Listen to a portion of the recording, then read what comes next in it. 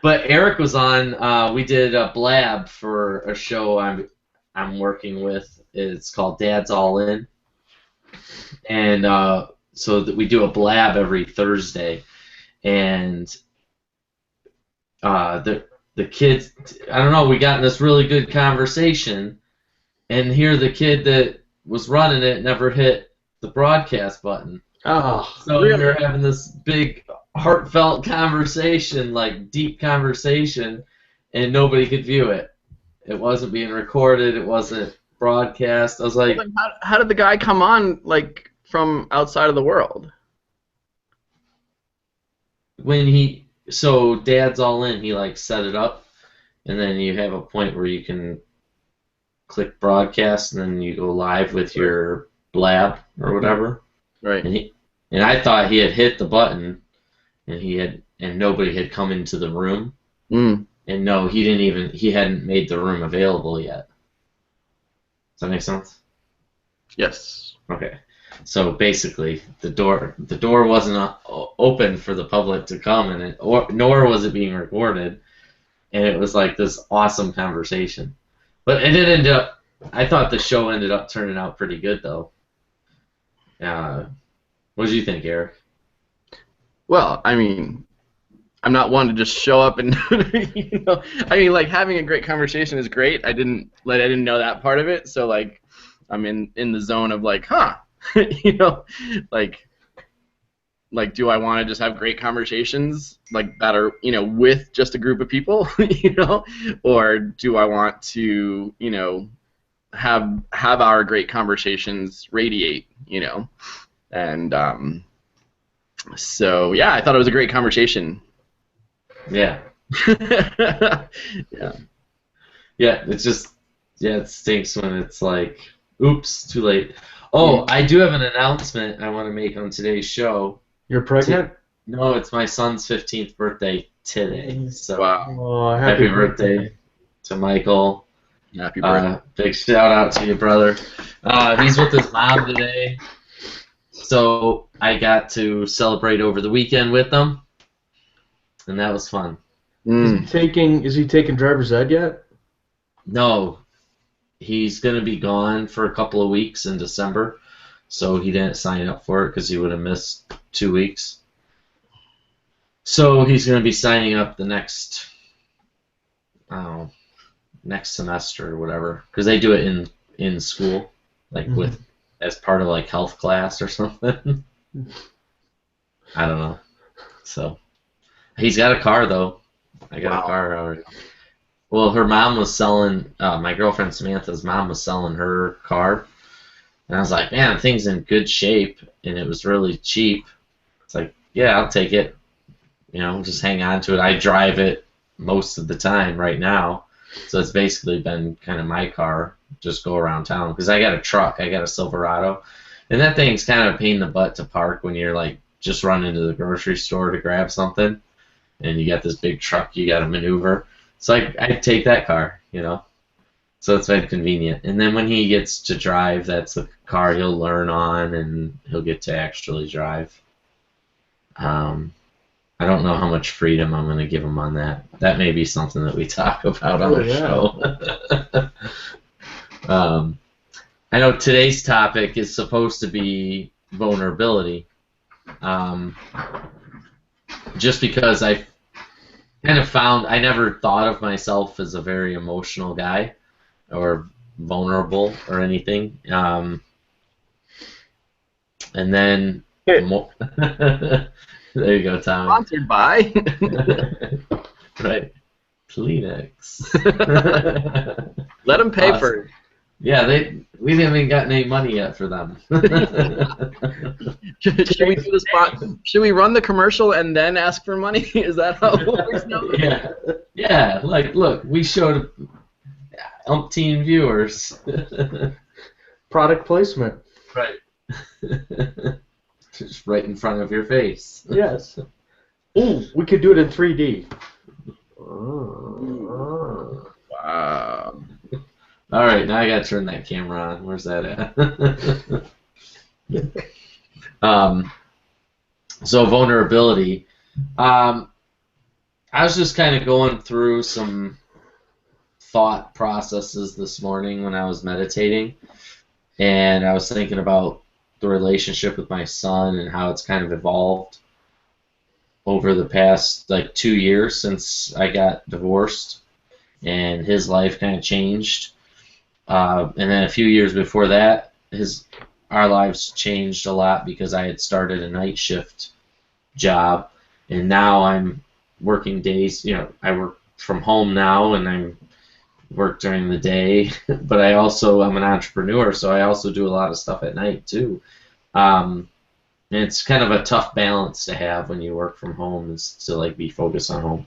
But at any rate, through my meditation, it's just kind of going through the relationship that he and I have had, and the changes that I've experienced with myself, and I don't know, kind of just doing that perspective of like how I've shown up over the years and how that has blossomed and developed into a different relationship, not just with myself, but also with my son and my family and of the other relationships I'm having. And so I thought vulnerability was a good topic because it took me being vulnerable to get where I am today. Mm. And I feel like my relationship, and if my relationship with my son was worse, that wouldn't be a good thing, would it? But my relationship with my son is amazing. I don't know, we're close. Whereas before it was just kind of an existence.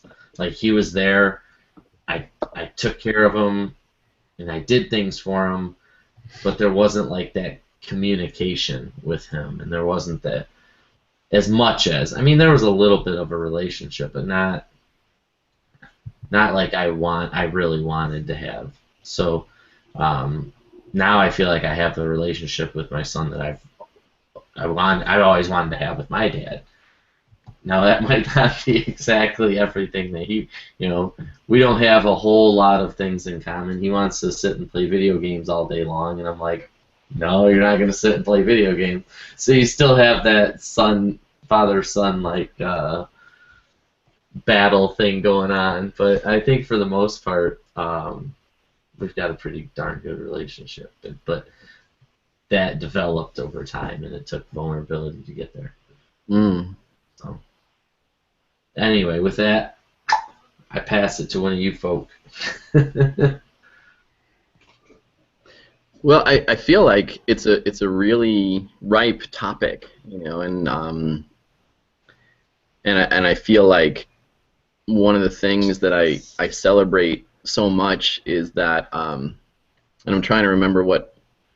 Oh, so I mean, like something happened this past weekend when I was with my kids where, being raised Jewish, I don't know what it is, but like the Christmas Shoes song, like I like cry a river, whenever that. I don't know if you know that song, but like. No, Christmas Shoes? Yeah, it's about this boy who's like, shopping for a pair of Christmas shoes for his mom who's dying to wear because he wants her to look beautiful if mommy meets Jesus tonight.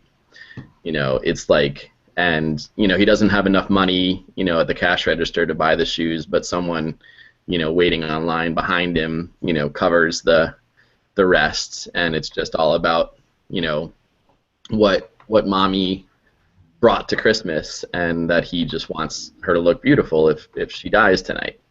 And so, I'm in the car with my 12-year-old son, and like in one note, like when that song is on, like I'm at a choice. Like I can either lean in and like melt and cry my eyes out, which is what I chose to do, because like I made myself a deal, which is like I'm just gonna do it once per season, like let it out, and then whenever it comes on the radio again, I'll change it. So this was the one time, and my son was like in the car, and like I just lost it. And like, you know, my other two kids were at dance already, and what I loved about it is like, you know, they were having a conversation during like their lunch break or whatever, and they're like, "What's up?" And like, "Yeah, Dad's crying again," you know, and and it was like, and it wasn't in shame. It was just like, you know, like, and I guess here's like a tenderness that I learned is that like their mom, you know, also melts with that song. So like, you know, as wrong as we were for each other in marriage, you know, like I softened a bit, you know, and I think it's good to find reasons. Like I think on multiple sides, like it's good when you're in like legal negotiations to find reasons why you shouldn't be together, but it's also good during like, you know, the holidays to find reasons why you loved her in the first place, you know, and I feel like, you know, that was it was really good to hear that like she melts a boatload, you know, with that song too, and she most of the time she chooses to change the channel because, you know, she cries a river too. And so like, you know, not that I would ever bring it up in conversation with her, you know, but it was just like one of those really touching kind of connections. And I'm surprised that you guys haven't heard the song. Like I'll share it on YouTube again. I've already shared it once this season on YouTube, but I mean, I think, you know, vulnerability, you can learn a lot about how you feel about other people, with, you know, who you trust with your vulnerability. And I mean, and like this is a very interesting place because like I trust you guys implicitly, and I've never met you in person, and because of the connection we have in this circle, like I can well up with tears and cry real, you know, man tears here. And then when I realize that like, oh wow, I'm crying on national television in a way, or international or global television, you know, like I don't know if that that's going to shade things, you know what I mean? So like the more visible we get, you know, as we kind of expand our work in the world, you know, how is that going to impact our ability or my ability to be as vulnerable as I've been able to be with us, you know, like in this circle, in this container. So and then, you know, just the overarching thing is like I want to be a transparent, vulnerable person. So like my work is to not necessarily care, you know, who sees my vulnerability, who sees my tears, you know, but then also determine who I really trust in the moment. Like, you know, can I have a full cry? You know, like, you know, whose shoulder do I really want when I want to just lose it, like, and just release all of my tears? And like, you know, that's a really interesting question. So so yeah, I really honor this topic, and I feel like it's ripe, and especially with men, you know, and fathers, like, you know, what is there a should around vulnerability? You know, like, should I not cry as much as I do? And I don't care, but like, you know, what do other dads think? So Tommy, you know? Yeah, pass it off to you. But Well, my story is actually this Saturday. I put my big boy Saturday? my big boy pants on because I kind of wish Mr. Pfeiffer was here. I'd written an article, oh gosh, back in August for the Good Men Project about my bonus daughter going away to school. And I had never told her in person I loved her. I never, you know, told her a lot of things. So this was an opportunity for me to kind of, some may look at it as chicking out.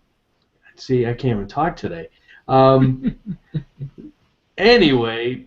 Chickening out? Thank you. I Right. think that was what I was trying to say.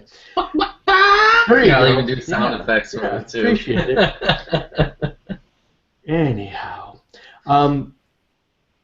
so my wife has been bothering me to say, hey, have you shown Betsy the article? Have you shown Betsy the article? Well, no, because I've been, didn't want to show her.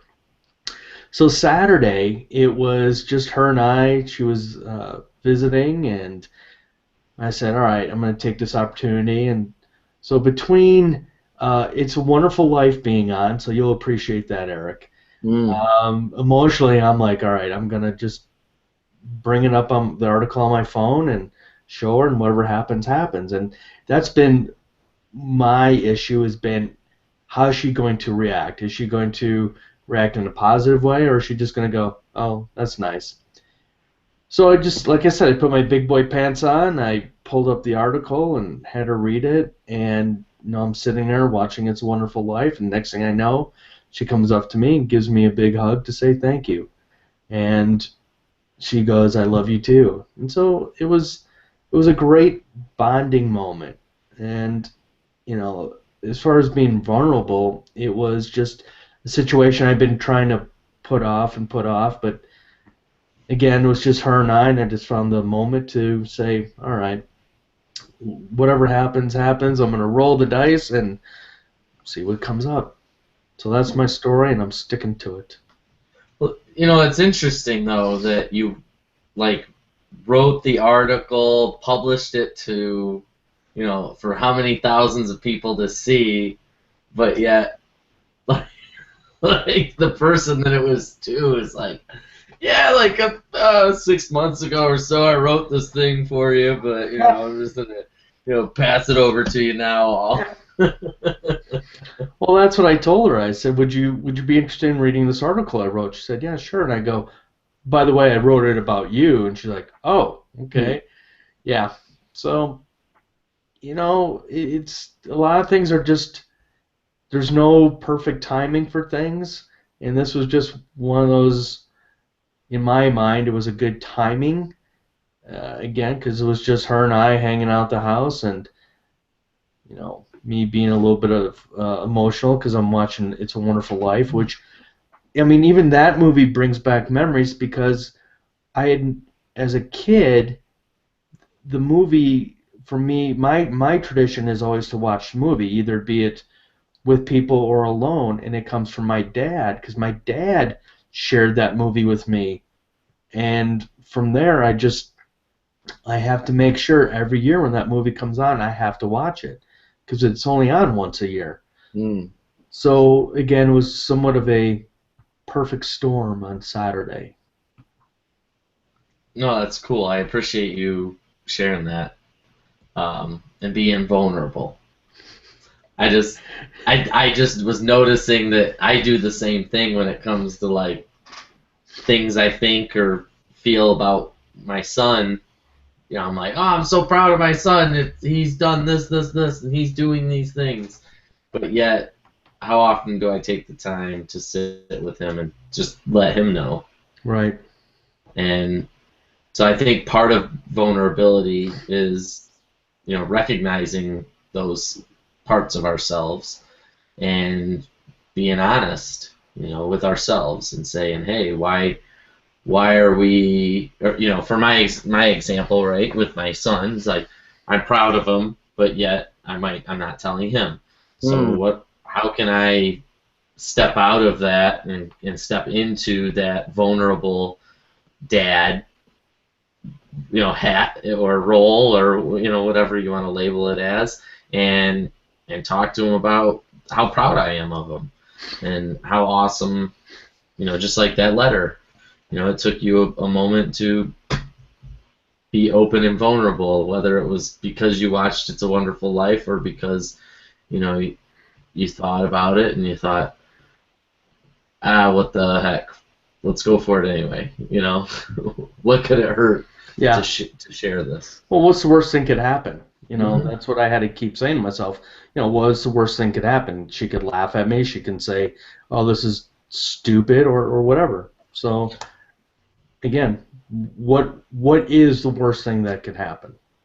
Right. And I think as men, there's lots of times when there's an opportunity for us to be vulnerable, and to kind of like touch on our softer side, but we might, steer away from it because we don't want to be viewed as blah, blah, blah, blah. We make up these stories in our head of what other people might think, or, like, oh, the world will come to an end if I share my feelings.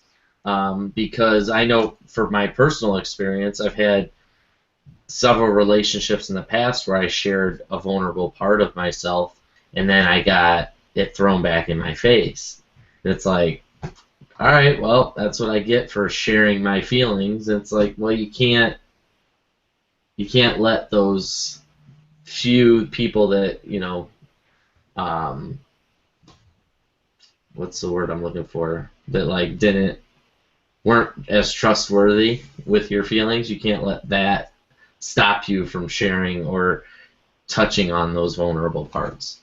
And that's something I've struggled with, through this journey of personal growth and self-discovery, is that it's like, wow, I was really shutting myself off from these emotions because twice my finger got snapped. As soon as I share, bam, it comes back to get me.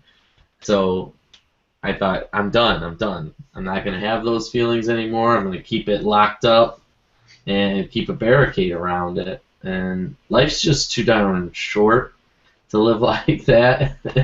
And you don't live as fully and love as fully. Like my shirt says, love only. I love that shirt. Yeah, isn't that cool?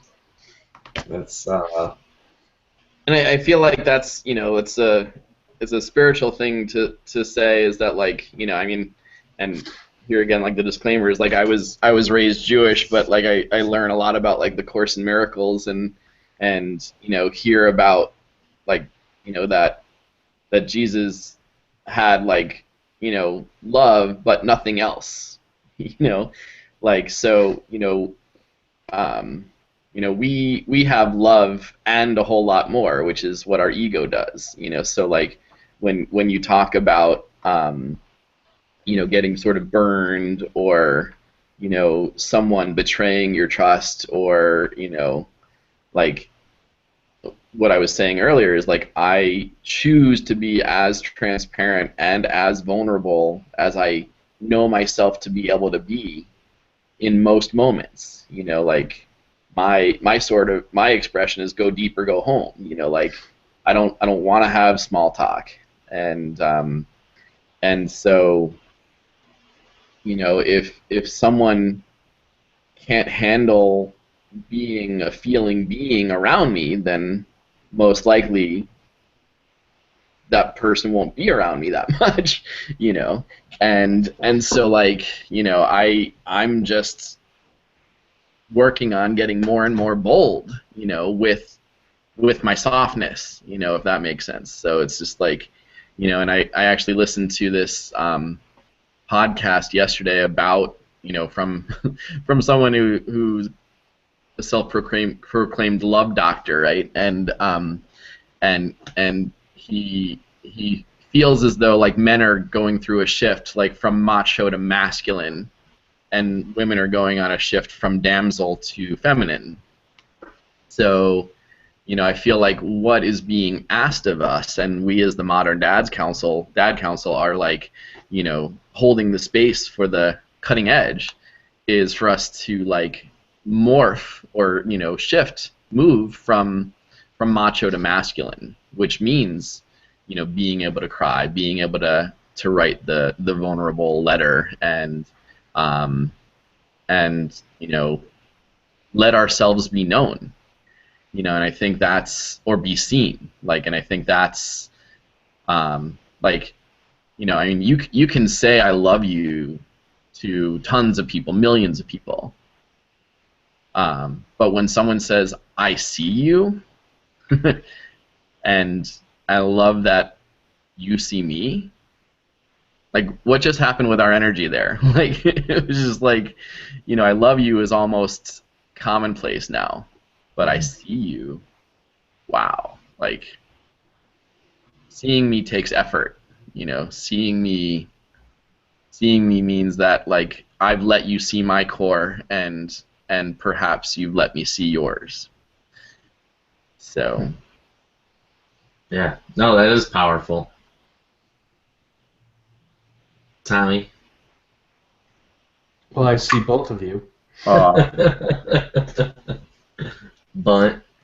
Bunt. Ah. Yeah. well, you know, if there's nothing taken to space, like I do want like there's something that's shifted in a big way, and like I haven't fully expressed it, and I didn't know if I needed to do it publicly, but I guess I sort of do, and that is this Friday I got to watch my daughter, who's 15, direct, star, and sing in a rendition of Twelfth Night at her school.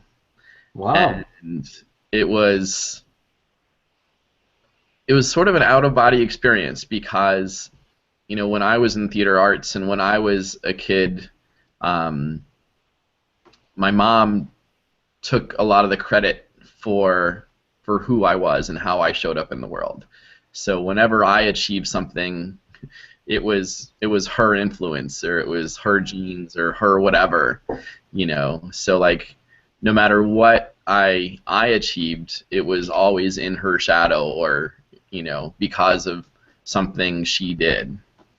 So like, what I loved about this experience with Talia was that like she loves Shakespeare. I like Shakespeare, but she loves Shakespeare. And she raised her hand and became a director. And then she raised her hand again and became like the Fool, which is like a mega role within the play. And then she chose to like sing songs unaccompanied by anything. And like it blew me away, but like not even as her father, but just like as a witness to someone finding their light. You know what I mean? Like, you didn't need to be her dad to like lose it and just honor like someone who finds their light, and so what I feel like, the other great thing that her mom and I do well as co-parents is that we let our kids have their experience. And so, like, I never said, Talia, I'm proud of you. What I said was, which was, like, even more authentic and genuine, is, like, I am so happy for you. Like, I'm so happy you found your light. And, like, and part of me, what I didn't say is, like, I'm so happy that I don't want to take any credit for it. You know what I mean? Like, and I'm so happy that this can be 100% your moment, and I don't want any of it, And in that, I was also like astonished by her humility. Like, she was just, like, she was just in total flow, and like none of the attention went to her head. Like, she just knew who she was, and it was so amazing to watch. And so like, and when I say out of body experience, it just means like I wasn't the proud papa, I was just witnessing someone who I get to steward, in her light. And like, holy cow, that's a different experience. I mean, it's a different vulnerability. It's like, I'm sure I held the space, and I'm sure I modeled, what it was to, reach for your light and find your art, So like, that part, I'll own, like, that's my walk, that's my journey. But like, she's not, she didn't do Shakespeare to impress me. She did Shakespeare because that's where she found her light and her art. So I feel like, it's an interesting place for vulnerability, because I was crying my eyes out, like, but not from a place of pride, and you know, not even from a place of achievement or accomplishment. It was just like there was this energy of watching her in her light that like anyone in the audience would have, you know, like is experiencing. Like she transformed the energy in the entire room, and like everyone knew it. So, you know, what's juxtaposes, like I don't know if you guys have seen the movie Amy, you know, about Amy Winehouse. No, I haven't. Oh my gosh. So like it's like, you know, it just shows the pathway of like her rise to stardom, and just like what, you know, like she just was so humble, she wasn't ready for all of it, and drugs, you know, were her escape, you know.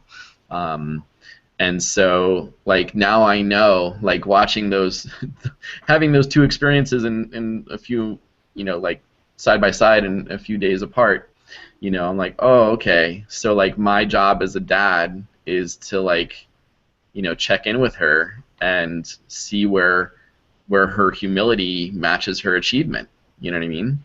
So and you know, and sort of the same thing is like as the Game Changer movement expands, you know, like I'm about to go to Brussels like next month to, you know, to dive into partnerships, you know, and meet with potential like global sponsors and global partners. And like, you know, I keep on getting guidance that says like just stay grounded, stay humble, let it be about holding space. You know, let it not be about me. And you know, I feel like I'm excited to walk in parallel with my daughter, you know, and just kind of model humility as things unfold. But it's like it's perfect timing. So I mean, like, I don't know what you guys feel about karma, but I feel like a mega karmic loop was closed. You know, like, so like when I made it into National Honor Society, my mom said it was like the proudest day of her life.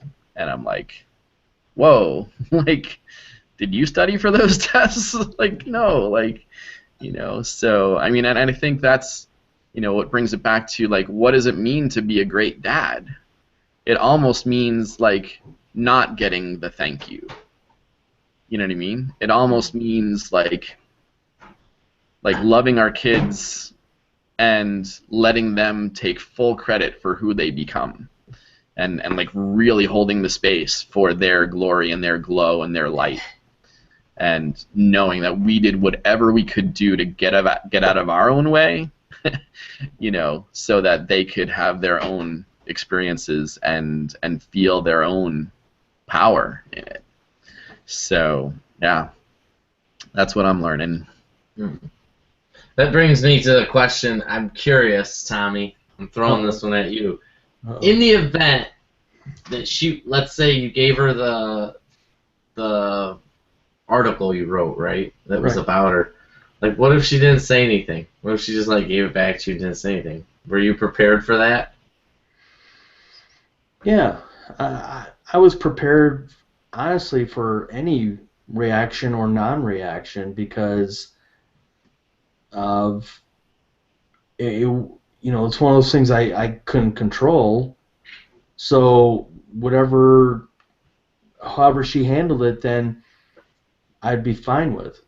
I mean, quite honestly, Chris, I had set the expectation of, oh, she's gonna be mad or she's gonna make fun of it, or but that was already unfortunately my mindset. But quite honestly, I was prepared for any reaction or no reaction at all. I'm just grateful that, you know, she enjoyed it, and again, she came to me, hugged me, and told me she loves me too. And so, I don't know. I you know, it's one of those what if games, and I've never, even though I have a book somewhere around here called What If that I use a lot, you know, it was one of those what if games. So I guess to answer your question, I I was prepared. Honestly, I was prepared for anything. Really. Well, I think sometimes as parents we tend to like want like for my son, for example, it's like I knew he wanted a video game for his birthday's today. He wanted a video game for his birthday. He actually wants the new PlayStation 4. And Oh, like a platform rather than like. yeah, he wants the new platform. And I just first off, I'm trying to cut him off of playing video games all the time. I'd like him to do more constructive gaming type stuff. Like there's lots of other like he gets into music, and it's like, okay, if you want to get into music, then get on the iPad or whatever, play with GarageBand, like go into music in your fun time, okay? But he gets these Xbox games, and he wants to play or PlayStation 3 games like Grand Theft Auto. He loves the war games. He's just big into military stuff also. And so I'm like trying to cut more of the video game military stuff out and just push more of the music and that interest. Well, what if you just took the PlayStation away for like, I don't know, a week and just... Well, yeah, so that's the thing, like it's his birthday, so he's asking for all these gifts, and I know what he wants, and it's like, okay, so how do I not get him what he wants, get him some things that I think that would be better, more beneficial for him, so I'm trying to think creatively, like how to get him something, for his birthday that isn't what he wants.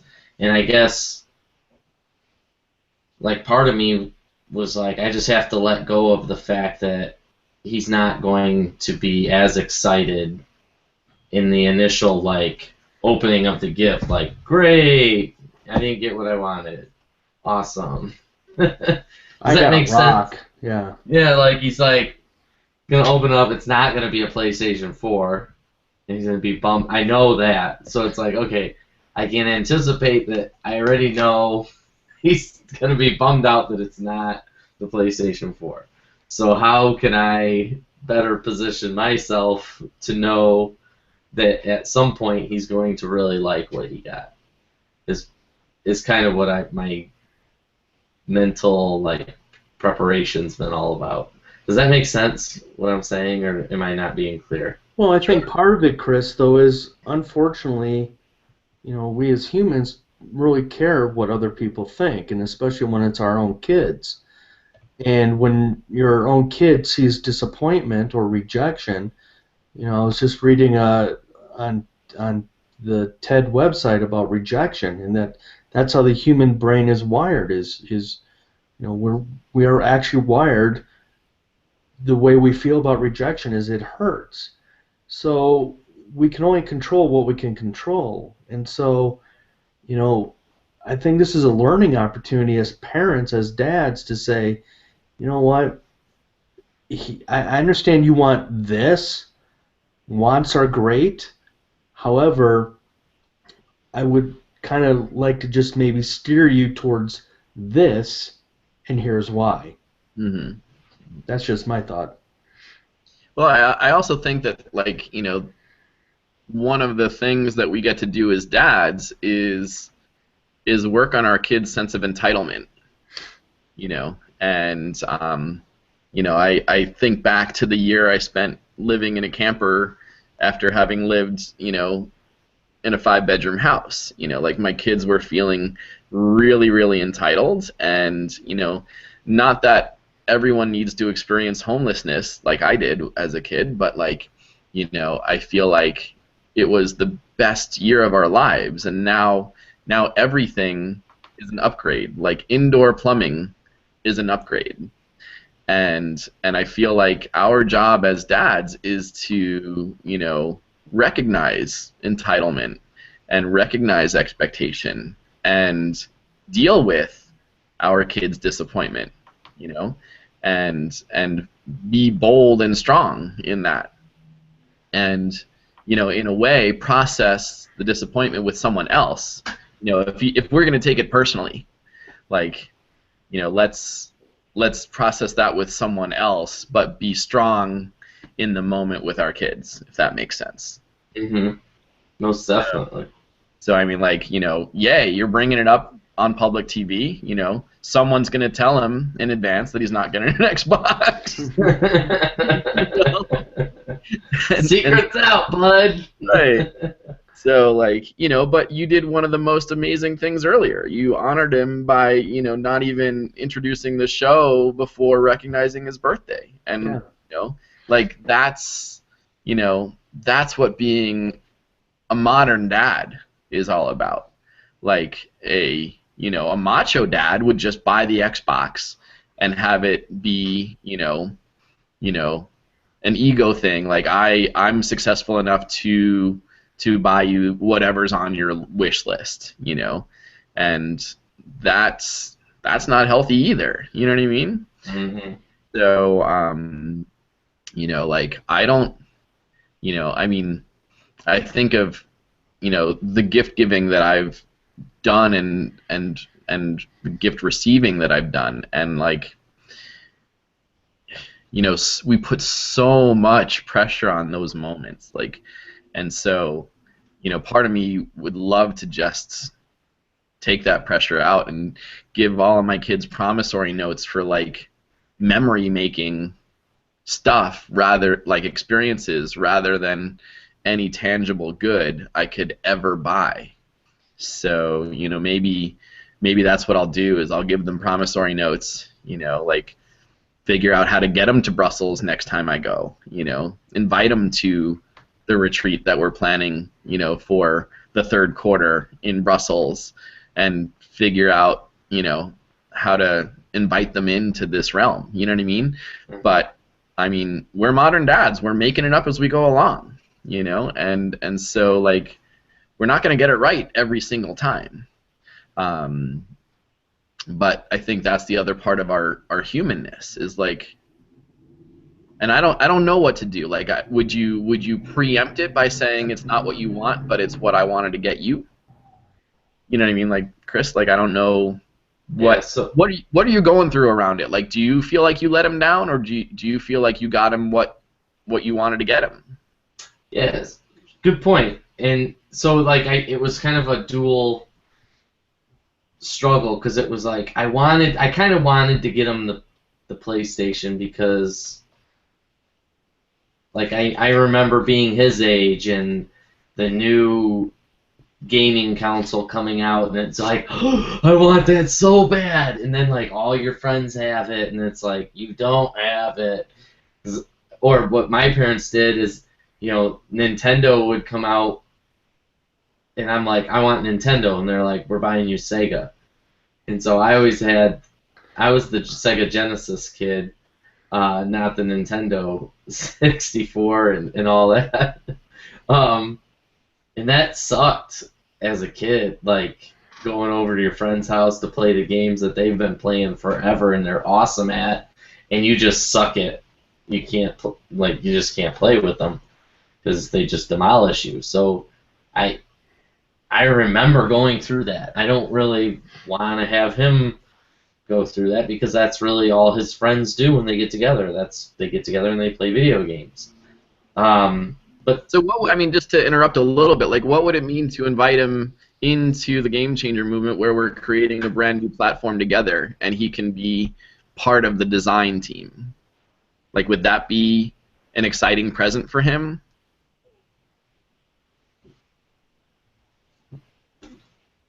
I don't know. Maybe. Yeah, maybe. Depending on what that would look like. Yeah. But I mean, like, what you're speaking to is community, right? So, like, when he gets this new, PlayStation, he can then connect with his community of friends who, whether they're in proximity of each other or not, he can remain connected because they're all on the same, device, right? They're all playing Right. on the same platform. Right. So platform has significance in this world, and it maintains, a kid's sense of connection and community. So like that's a big thing to just recognize, Right. So I mean, what I'm saying in that is like it's not just the material good that he's after. It's the connection. Like, that's where his community is. So I used to think everything was keeping up with the Joneses. You know what I mean? Mm-hmm. And I didn't want to be that guy. But like, my daughter has a cell phone now, so she can communicate. And I didn't buy into like, well, Susie has a cell phone, like that didn't work. But I'm like, oh wait, no, like you need to be able to communicate, and that's how communication gets done. So your son needs to be in community. Community is really important. So, Right. So I mean, Yeah. like, to get underneath what he's asking for is a big deal. So I mean, can he still be in community on what he already has? Yeah.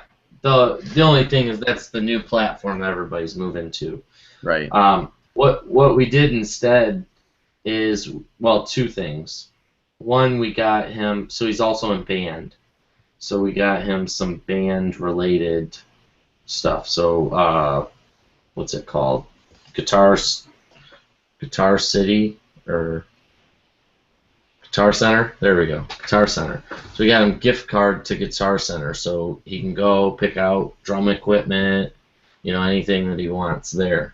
And that was a way to kind of fuel that activity that he's in. And the other, we were like, what is something else that we could do that gives him that same? So a lot of the games he likes to play, so he'll play Minecraft, and he'll build these big elaborate things. So, but it's in Minecraft, right? So I thought, what would be something cool that he could build and create and do things with his hands? He likes Legos too. But I wanted to get him something unique outside of Legos. So what we ended up finding is there's these kits that basically you pay a subscription for, and so for $50 a month for the next 6 months, this is what we got him for his Christmas gift. For the next 6 months, every month he's going to get a project that takes time to build, and it's like an engineering thing. So he's got to put together all the parts, build this thing, and then at the end of it he has like a remote control car that works on an app that you use with your phone. And then another, I don't know, there's 6 different kits that he gets.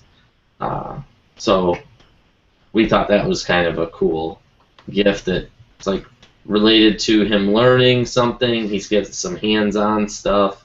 He's doing something, although it doesn't really give him that community that you're talking about, Eric. But that was just kind of a way that I found was like a way around all those troubles. And I don't know. So I mean, So so that's you're all I got. spending a similar amount of money, right? Yeah. Getting him a non-PlayStation thing. Mm-hmm. So like, is it your direct guidance that says like, this is my role right now, is to give him what I think he needs rather than what he's asking for? Well, I think he's at that age. He's 15. He's just turning 15 now. So he's at that age of, like, he's learning things about himself.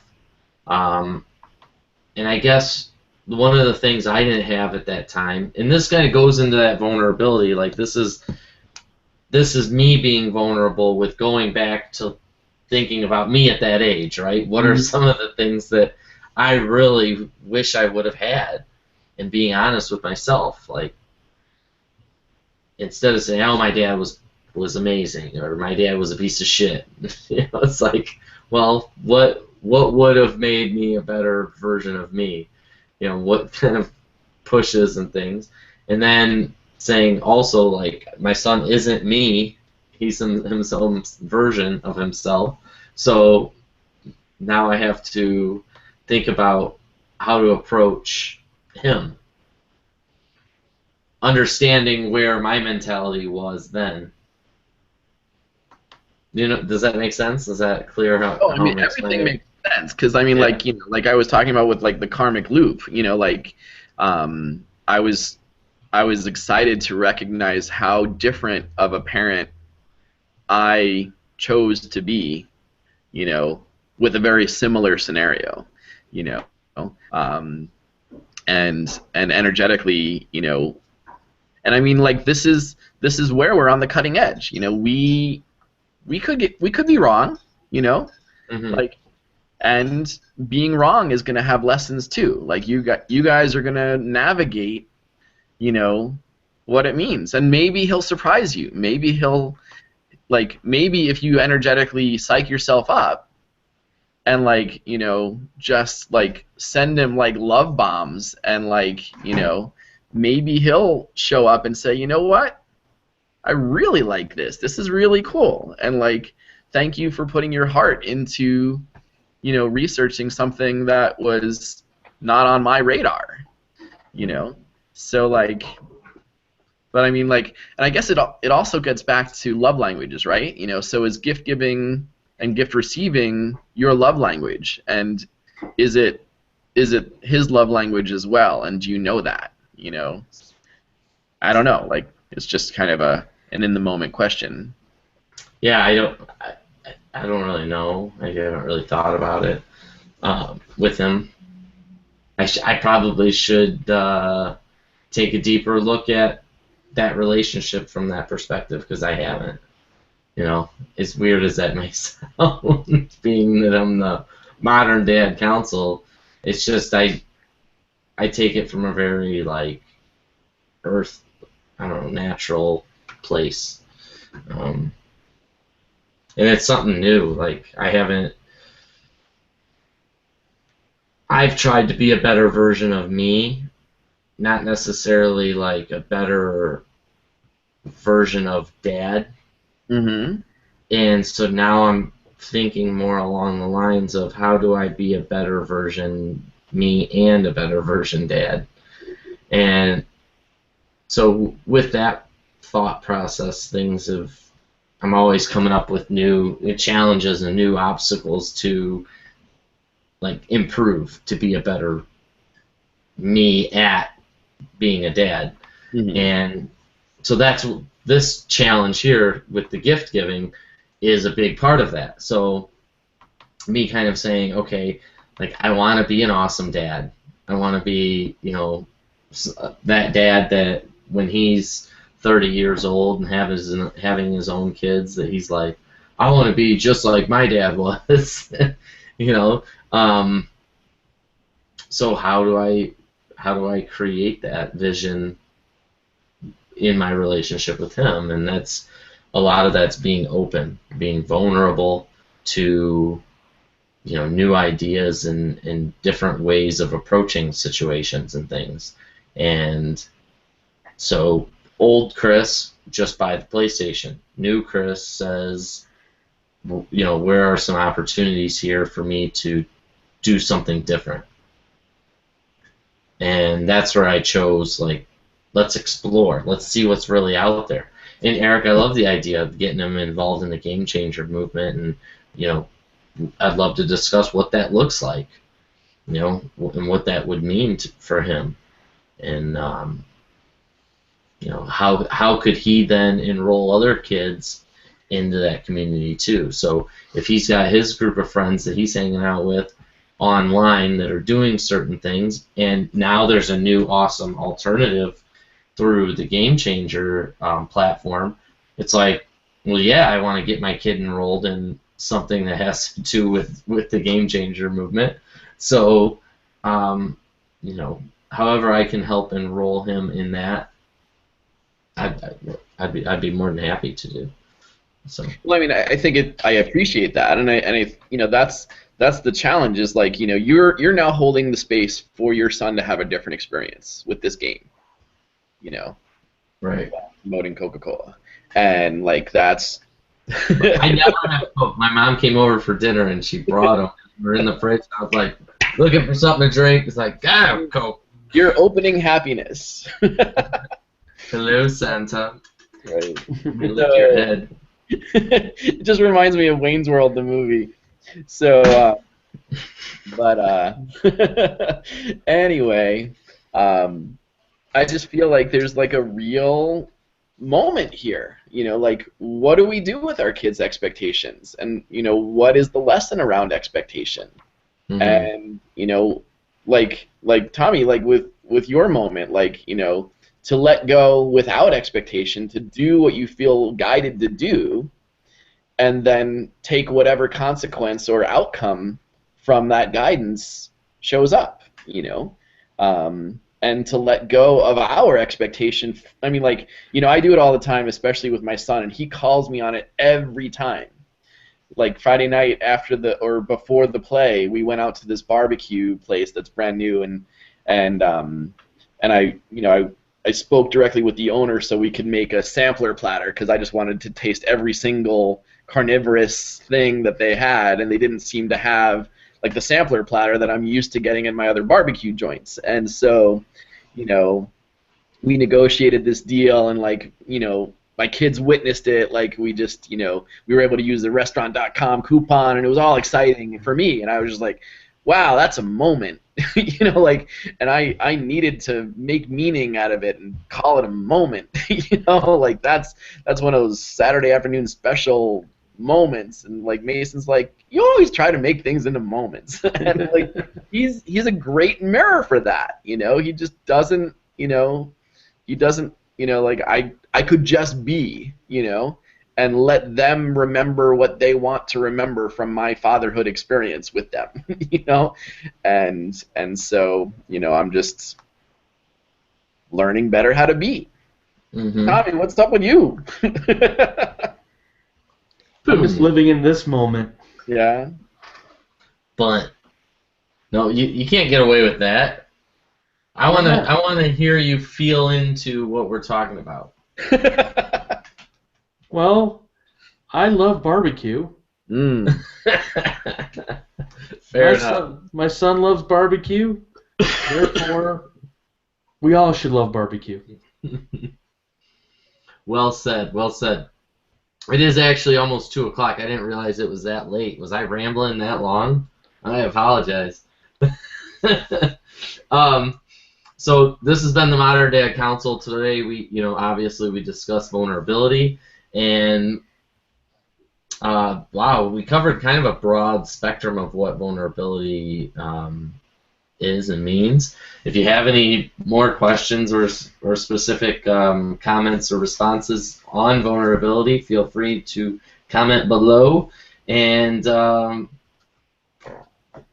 with that, that's all I got. So anybody else? Tommy? Yeah, Tommy, I noticed that, like, you know, the vulnerability episode is my least crying episode of late. So, you know, I'm just lost in that paradox, caught in an enigma, right?